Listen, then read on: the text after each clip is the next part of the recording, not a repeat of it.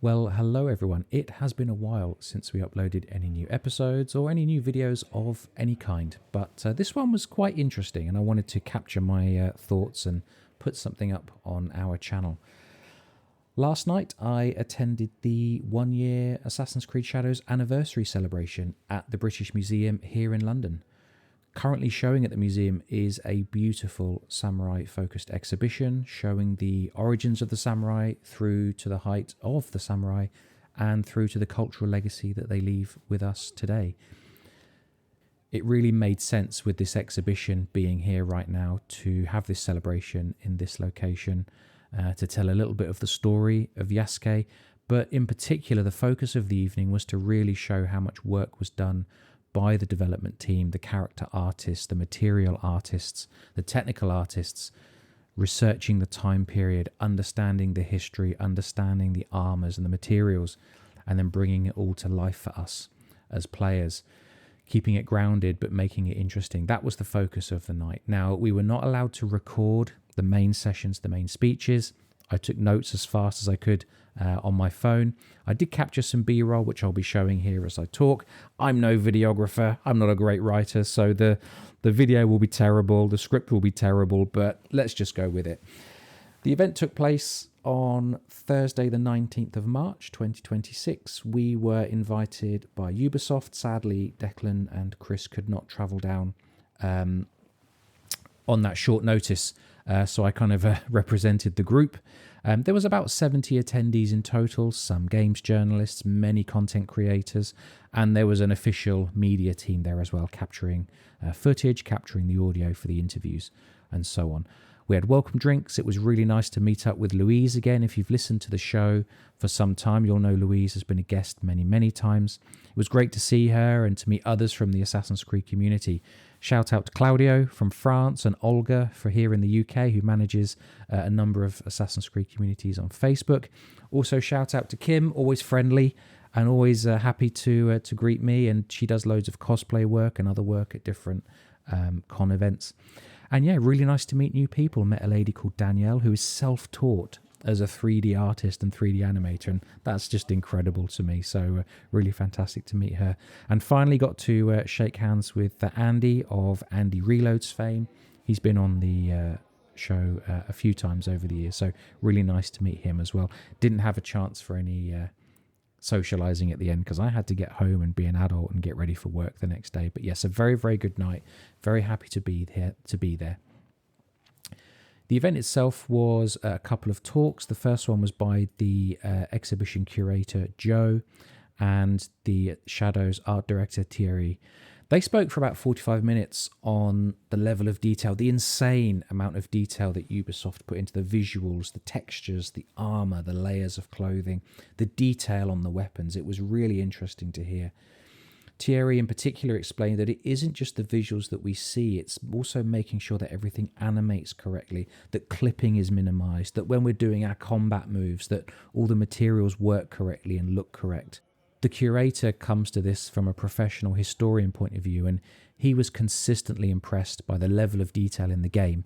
And he also spoke about how the samurai as a historical concept, they're a point of historical fascination. And when they were preparing the exhibition at the museum, what they found most interesting as historians is that it's not just television and film or manga that keeps the samurai fantasy alive. In fact, nowadays it's video games.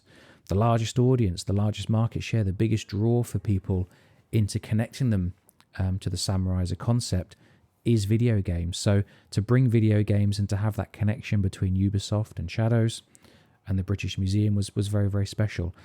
Joe clearly knew his stuff and he was clearly very taken with what he'd seen playing Shadows. I got a chance to speak to him afterwards and I asked him a few questions.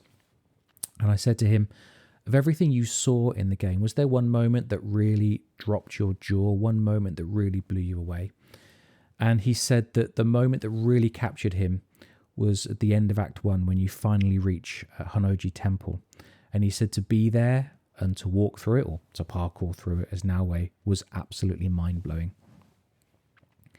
Thierry said that video games really are the incubators of interest in the samurai. I love that quote, the incubators of interest.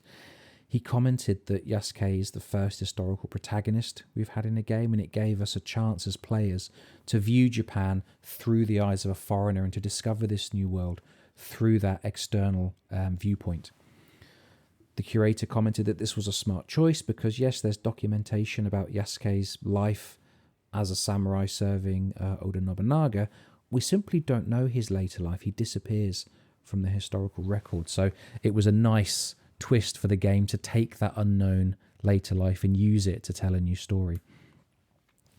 The curator commented on how detailed the characters were, and in particular, the different enemy types that we face. And Thierry said that they always start with designing a recognisable silhouette, and in particular, they focus on the head and the shoulders because that's where the player's eyes are drawn to. They need to create recognisable archetypes. This is a common language for all gamers so that we can understand the enemy that we're about to face in combat. And the curator said something here that really stood out to me. He said, with his knowledge of the real history and the real ranks of the samurai, he could understand from the character designs, from the silhouettes, the armor choices, that the different ranks of samurai that were being presented to him, and understand who he was fighting against. And I just found that fascinating, and it really shows the level of research, the depth of research that was done to bring this historical period to life in the game. At the event, we focused almost entirely on Yasuke, which makes sense because this was a samurai-focused event, so there wasn't really any discussion about Naoe. Thierry commented that designing Yasuke's character took many, many months. Specifically, working on the face took a long time, getting the skin right, getting the hair right, and then rigging the skeleton and the facial animations. These are all specialist skills within the dev team. Thierry then added an interesting point, which is that Assassin's Creed is different to other games because the characters need to move very freely through their parkour. That adds another layer of complexity to designing the characters and ensuring that, again, everything animates correctly. The clothing, the armors move properly, don't clip in these different scenarios that other games simply don't present their playable characters. Another layer of complexity is because this is an RPG, players want to find new armors, they want to find new weapons. And again, all of these armors need that same level of research, design, testing, and so on. So a huge amount of work is done to bring all these different aspects of the RPG systems into the game and make them work correctly. We then had a short discussion with Tongayi Chirisa, the actor who performed Yasuke in Shadows. Sadly, there was only about 15 or 20 minutes for him. Time was running short, but it was great to hear him, and he brought such energy and enthusiasm to the stage and to the room. He commented that when he was walking and physically performing as Yasuke, he said, "I'm African, so I made sure to put a little swag into my movements," and that really did make me laugh. He commented that he loved working in the volume and really using his imagination like a child as he performed there. He said with a little sparkle in his eye that he's waiting for that live action adaptation, and he's waiting for that call to bring Yasuke to live action. He then commented just a little briefly on Masumi, who performed Naoe.